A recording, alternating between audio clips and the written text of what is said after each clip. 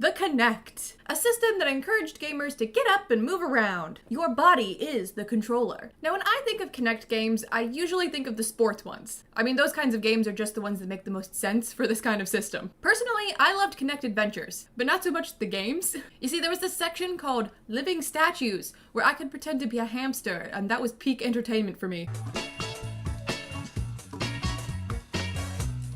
But recently I discovered that there was actually a horror game for the Kinect. It never occurred to me before that one would exist, but why wouldn't it? I mean, that kind of sounds like a great idea. It's like VR minus the VR. With your body being the controller, you're in the horror game. So yeah, this would be a great idea for an actually scary game.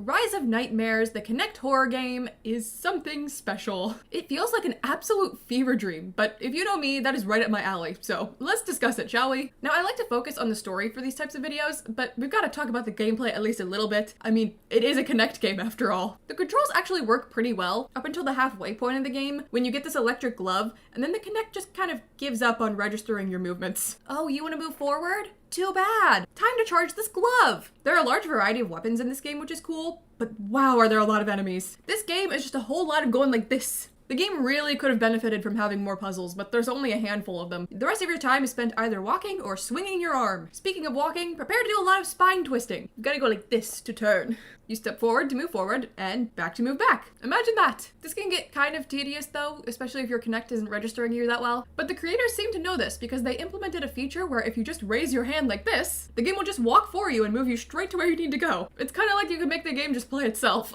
The controls aren't great, but they're a lot better than I thought they'd be. Now for the main event, the story.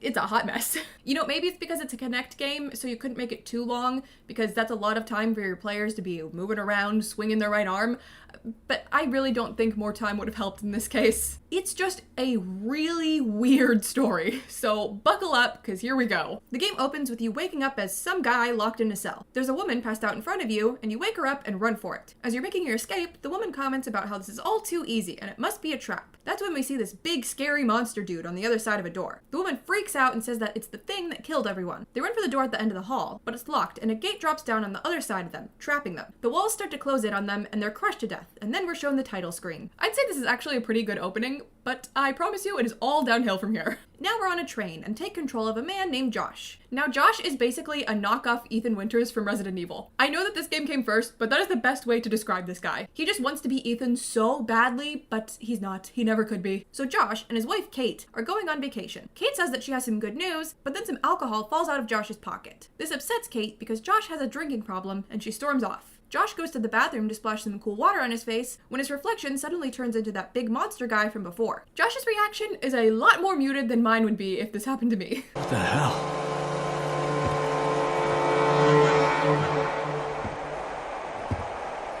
Why is it that in so many of these games that I've talked about now, all the protagonists have such a lack of reaction to everything? Josh heads back to his seat and finds a letter from Kate where she apologizes and asks him to meet her in the dining car. He heads there, and along the way, he passes a lot of different passengers doing exactly what you would expect them to do on a train.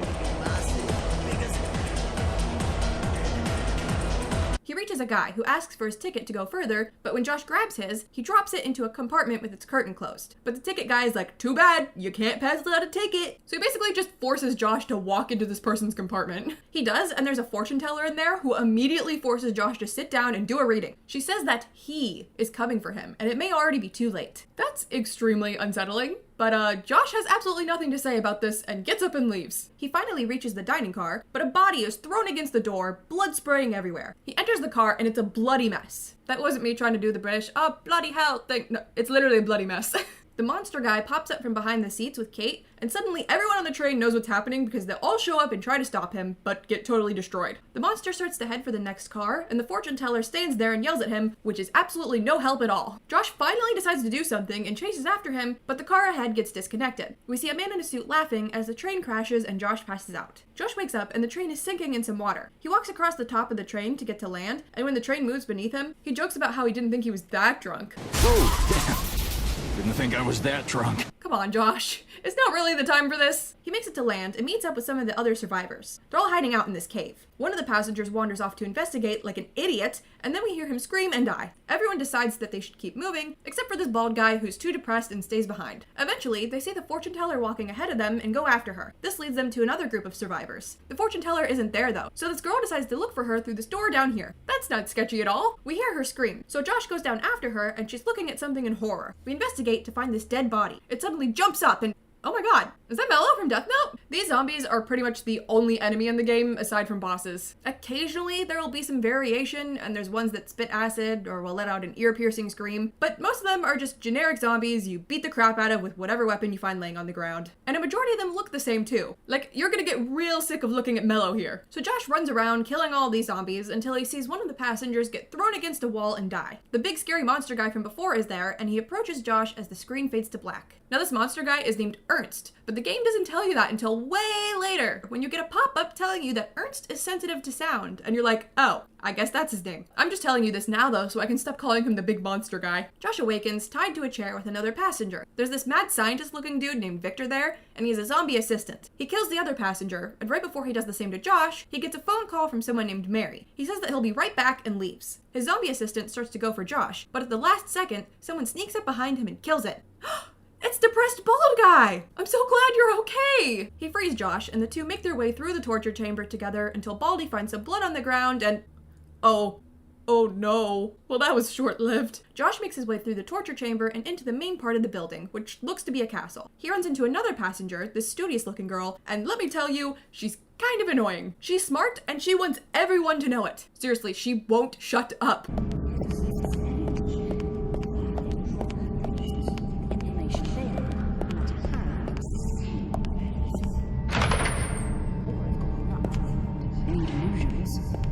Ironic, the psychiatrist now lost in psychosis.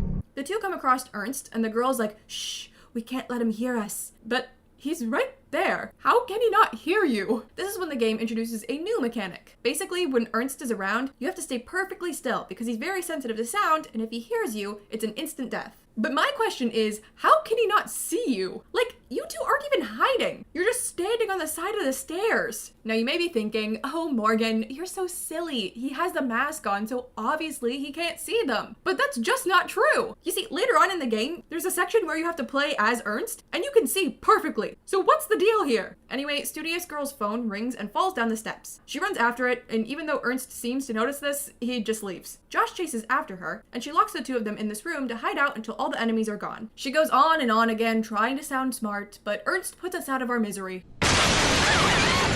Well, we're all alone again. Later on, you find this screen, and suddenly live footage of Kate is shown, and she's all tied up. A woman in a red dress is there with her, egging Josh on, and we're meant to believe this is Mary, the woman Victor was talking to earlier. Now Josh is off in search of Kate. He makes it to this courtyard area when he hears a voice calling out to him, asking for help. He follows the voice, and it leads him to...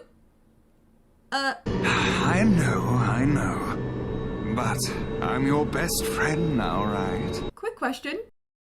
What the hell? So this dog man tells Josh that Victor is his boss, but he hates him now because he decided to turn him into this. He says that if Josh turns him back, he'll help him. Josh agrees, and Dogman tells him that he can put his head back on his body, but the problem is that one of the zombies took his heart and ran off with it. So he'd just die if he turned back now. Josh tracks down the zombie and gets the heart back. Dogman is able to turn back into a human, and as thanks, he tells Josh to go to the tower, and he'll like what he finds there. So Josh heads to the tower, and as he climbs the stairs, a ghost version of Mary is going up ahead of him. When he reaches the top, two of the passengers are there, and they've been turned into zombies. Defeat the altered Max and Monica. Why are you only giving these people names now? Seriously, none of these passengers had names up until this point. Also, is this supposed to be emotional? Because I don't even recognize them. I can't tell which of the passengers they are. Anyway, you defeat them, and Ghost Mary is like, no! And makes a portal in a wall and goes through it. Josh enters the portal and ends up in this weird place where he finds this glove that I guess is called Azoth, and it lets him basically electrocute enemies. Josh doesn't question this at all. He's just like, yep, I've got an electric glove now, and hops back through the portal and continues to search for Kate. Speaking of which, he finds her in this room with Victor and Ernst. Victor leaves and tells Ernst to kill Josh, but he takes him down with the power of Azoth. He gets Kate, but then, with the last bit of his strength, Ernst opens a secret passage in the floor. He urges the two to run and asks them to tell Yelly that he loves her. I'm sorry, who? Victor kills Ernst, and Josh and Kate go through the passage which leads outside. Now the two try to escape. Kate, it's fine. That's just Bello. I've dealt with him a million times at this point. Suddenly, Kate hears some music and is in a trance and wanders off. Josh follows her and is led to whatever this thing is. Some weird robot, I guess. Kate is there with Mary, except now we learn that it's not Mary, but Victor. It turns out the real Mary, Victor's wife, is dead, and he's just pretending to be her. He tells Josh that Kate is pregnant, and he's basically going to steal the baby's life spirit to give to Mary, which he'll be able to do once these towers charge up. So Josh destroys the towers while the zombies have a rave. Once the towers are destroyed, Victor dies, and then Josh falls over for some reason. That's when Dogman shows up and is like, oh well, he was due for a new body. He reaches for Josh and the screen goes white. When Josh wakes up, he's chained up and the dead Victor is across from him. Dogman is there and he's decided that he doesn't hate Victor anymore and he's going to work for him again. Well, that's the last time I'll ever help someone that got turned into a dog. He takes this weird worm parasite out of Victor, and it turns out that actually is Victor. He can just be put into different bodies. He puts Victor inside of Josh, and then puts Josh inside of Ernst. I don't know how he did that though, because Josh isn't a weird little worm that can be moved around. So now Josh is Ernst, and he's locked up in a cell. Kate walks by with Victor in Josh's body, so she's being fooled into thinking that's the real Josh. He escapes, and we see the two people from the start of the game and witness their death. Oh my god, it was Josh in that scene the whole time. Also, this is how I know Ernst can see with that mask on. Because at the start of the game, he has the mask on, and we now know that that's Josh, and he can see just fine. You happen upon Dogman again, and he's like, soon you'll end up just like Ernst and be a good little soldier, and Josh will be gone. Then he brings out Smarty Pants from before, who's a zombie now, and defeat the altered Jane. Again, I will ask, why didn't you give us these names before? You beat her up, and then she starts shooting out blue flames, which makes Dogman fall, and then she sets him on fire. So, he's dead. Josh makes it outside, but he's exhausted and passes out. That's when the fortune teller shows up. I literally forgot she existed. She tells Josh to remember who he is, and then she starts dancing or something. Then she stabs him, and this somehow makes him wake up on the train. He walks around, and he's able to hear everyone's inner thoughts for some reason. What's so wrong with traveling Europe to find yourself? Fascinating.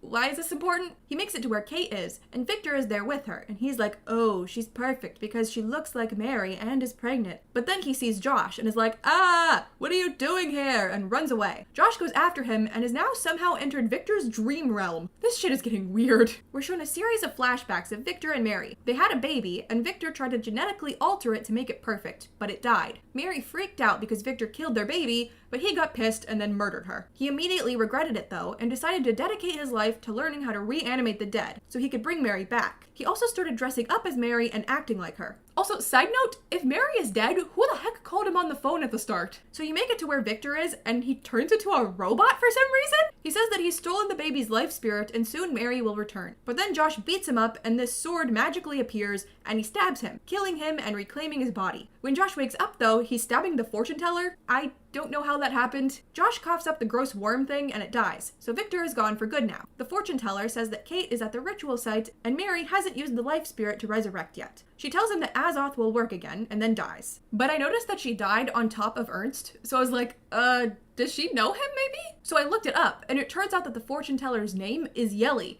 aka the person that Ernst told us he loves. You know, this reveal would have been a lot better if the game told us the fortune teller's name, but it didn't. What does this game have against telling you the names of the characters? So if I had to guess, Ernst was probably put in that body against his will like Josh and lost his sense of self. And the fortune teller was maybe his girlfriend who was looking for him? I don't really know though, the game doesn't tell you. Josh heads to the ritual site and enters Mary's dream world, which is these rocks floating in the sky. He finds Mary watching over his baby. Mary gets pissed and is all, get away from my baby! He beats her up and then she sadly floats into the sky. Then the baby floats down from the sky and Josh comforts it and it looks really creepy. The credits roll and after that, there's one last scene where Kate and Josh are on a train again and I'm guessing they're heading home. Kate is asleep and Josh gets up to go somewhere when he runs into this creepy bandaged guy. He sits down and opens a briefcase which is full of more worm parasites. He smiles evilly and the game ends. Okay, it's actually a pet peeve of mine that so many horror movies and games can't just end where everything's all wrapped up. It's always, oh, the villain is actually still alive, or there's some threat that they missed, or we need to get in one last jump scare. They've got to get that sequel bait in there. But to no one's surprise, this game did not get a sequel, so I have no idea what this ending means. Is that Victor? Dogman? Are those worms more Victors? Are Kate and Josh doomed? We'll never know. But that is Rise of Nightmares. What a weird game. I mean, I will say it is better than I thought a Kinect horror game would be, but it's still so strange. I don't really understand what Victor was trying to do. Was he trying to revive Mary by putting her in Kate's body and then they'd raise the baby she was pregnant with? Or was he trying to use the baby's life spirit to revive Mary? I feel like the game was implying both, so I'm getting some mixed signals here. I don't think many people have actually played this game though, so there's no helpful explanations on the internet. It will all just have to remain a mystery, I guess. But I think we did all learn something today though. Never help a dog man. But yeah, I think that's going to do it for me today, guys. If you have suggestions for other games you would like me to talk about, drop them in the comments below. And it doesn't have to be a game either. If you want me to talk about a certain movie or show or anime or something, go ahead and drop it in the comments below. It also doesn't have to be horror either. It just so happens that the horror genre has the most weird stories. And of course, if you liked the video, go ahead and like and subscribe. I don't know why I do two thumbs, as if one is like and one is subscribe. Anyway, thank you guys so much for watching, and I will see you in my next video. Bye!